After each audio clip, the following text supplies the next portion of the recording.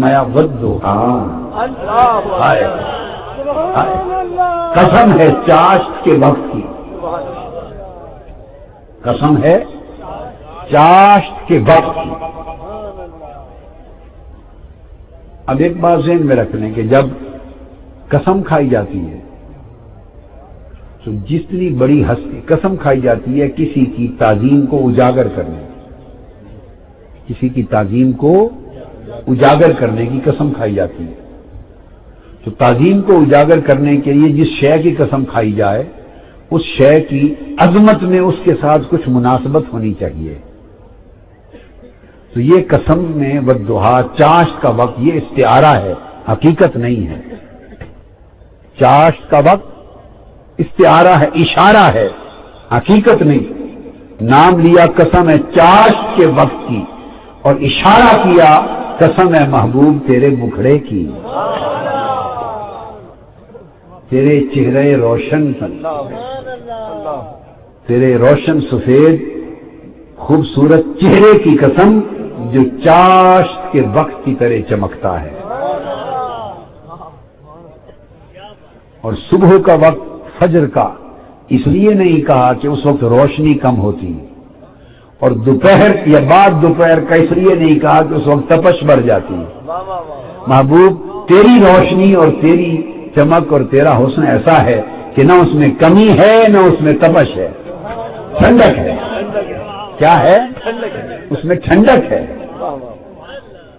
ٹھنڈک اور تپش ملی ہوئی ہے، اور روشن کمال درجے کا ہے۔ تو قسم ہے حبیب تیرے چہرے انور کی جو چاشت کے وقت کی طرح چمکتا ہے۔ واللیل اذا سجا، پھر دوسری قسم، اور قسم ہے رات کی جب چھا جائے۔ تو رات کا چھانا کوئی اتنی بڑی چیز تو نہیں ہے رات کہ جسے آقا علیہ السلام کے خطاب ملاطفہ میں اس کو مقسم بھی بنایا جائے۔ خطاب ملاطفہ میں اس اظہار محبت کے لیے اس کو بنیاد بنایا جائے، اتنی شے نہیں ہے رات۔ یہ بھی استعارہ اور اشارہ ہے۔ پہلے فرمایا محبوب قسم ہے تیرے چہرے انور کی، رخ روشن کی، اور قسم ہے واللیل اذا سجا۔ اور آپ اگلی بات دیکھیں، اگر ضحیٰ سے مراد چاشت ہوتی تو پھر آگے قسم فقط واللیل کی ہوتی، اذا سجا نہ کہتے۔ ادھر بھی وقت کی قسم، ادھر بھی رات کی قسم، مگر واللیل اذا سجا، جب چھا جائے۔ تو اب یہ جو قسم ہے یہ اشارہ کرتی ہے محبوب اس بات کا، قسم ہے تیرے چہرے روشن کی، اور قسم ہے تیری سیاہ زلفوں کی، جب تو کنگھی کرتا ہے اور تیرے چہرے پر آ جاتی ہے، سیاہ رات کی طرح چھا جاتی ہے، تیرے گیسوئے انبری جب تیرے چہرے رخ روشن کو چھپا لیتے ہیں محبوب، تو تیرے چھپے ہوئے چہرے کی بھی قسم، اور تیرے بے نقاب چہرے کی قسم، تیرے گیسوئے انبری کی بھی قسم، تیرے زلفوں کی سیاہی کی قسم، تیرے چہرے کی روشنی کی قسم۔ دو قسمیں کھا کر فرمایا ما ودعک ربک وما قلی، تیرے رب نے حبیب تجھے نہیں چھوڑا، تیرے رب نے تجھے نہیں چھوڑا۔ اب اس تیسری آیت اس جملے کا پہلی جملوں سے براہ راست تعلق ہے۔ یہ دو قسمیں کھا کر فرمانا حبیب تیرے رب نے تجھے نہیں چھوڑا، یہ اشارہ اس طرف ہے محبوب جو اپنی بات بھی تیرے مکھڑے کی قسم سے شروع کرتا ہے، جو رب اپنی بات بھی تیری زلفوں کی قسم سے شروع کرتا ہے، بھلا وہ تجھے چھوڑ کر سکتا ہے؟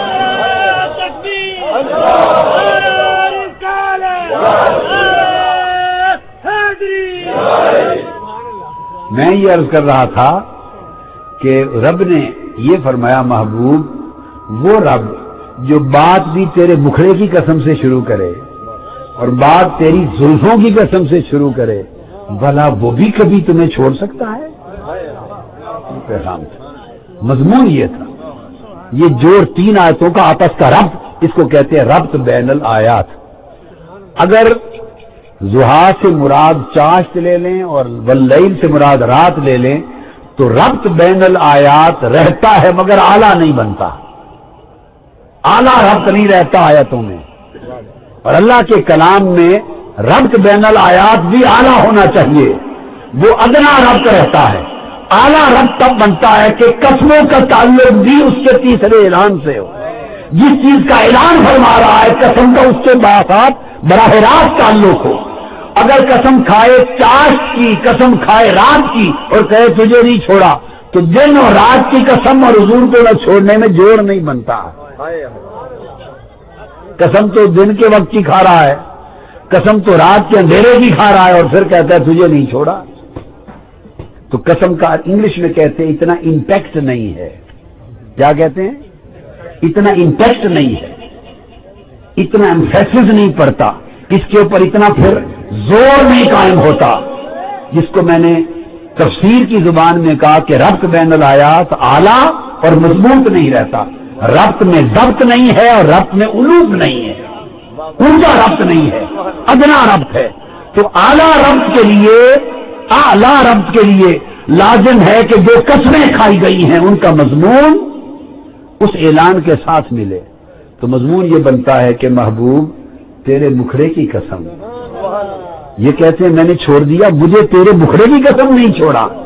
हाय हाय हाय, ये फरमाया। ये कहते मैंने छोड़ दिया, ये झूठ बोलते हैं महबूब तेरे रुखे अनवर की, तेरे रुखसार की कसम, तेरी गालों की कसम मैंने नहीं छोड़ा, तेरी चश्मी सुरमई की कसम नहीं छोड़ा, तेरे मुखड़े की रोशनी की कसम नहीं छोड़ा, तेरे रुखे ताबा की कसम नहीं छोड़ा, और महबूब तेरी जुल्फों की स्याही की कसम नहीं छोड़ा।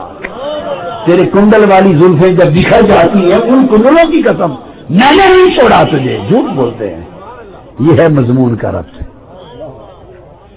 अब समझ आ गया ना कि ये इस्तिआरा कबूल करने से तफसीर दुरुस्त हो जाती है, तफसीर दुरुस्त हो जाती है, और इससे इस्तिआरा की बजाय हकीकत मानने से, चाश्त और रात के वक्त को मान लेने से तफसीर में एक सुकम आता है।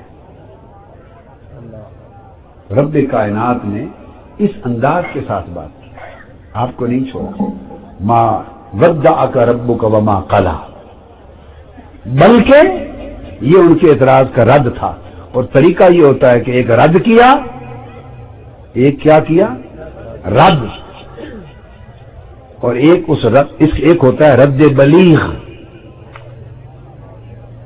अगर सिर्फ ये फरमा देता ना कि तेरे मुखड़े की, तेरी जुल्फों की कसम, तेरे रब ने तुम्हें मेरे प्यारे नहीं छोड़ा, तो ये रद्द होता। उसने रद्द नहीं किया, रद्द बलीग किया, आगे बढ़ा। मेरे हबीब तेरे रब ने आपको, आपके रब ने आपको नहीं छोड़ा। अच्छा नहीं छोड़ा तो फिर क्या किया? एक मंतकी सवाल पैदा होता है ना जब आप रद्द करते हैं कि मैंने ऐसा नहीं किया। अच्छा ऐसा नहीं किया तो फिर क्या किया है? मैंने आपको नहीं छोड़ा मेरे महबूब। अच्छा नहीं छोड़ा तो आगे खुद जवाब दिया, बल्कि हालत तो ये है, क्या फरमाया, वलल आखिरतु खैरुल लका मिनल ऊला। ये तो बदबख्त कहते हैं मैंने छोड़ दिया, मैंने नहीं छोड़ा, बल्कि हालत उसके बरक्स है। हर लम्हा जो बाद में आ रहा है तुझे अपने करीब करता जा रहा हूं, मैं तुझसे बढ़ के करीब होता जा रहा हूं। हर आने वाला लम्हा कुर्बतें बढ़ती जा रही हैं, मोहब्बतें बढ़ती जा रही हैं, पर्दे उसके जा रहे हैं, हिजाबात उसके जा रहे हैं, जू जू वक्त गुजरता जा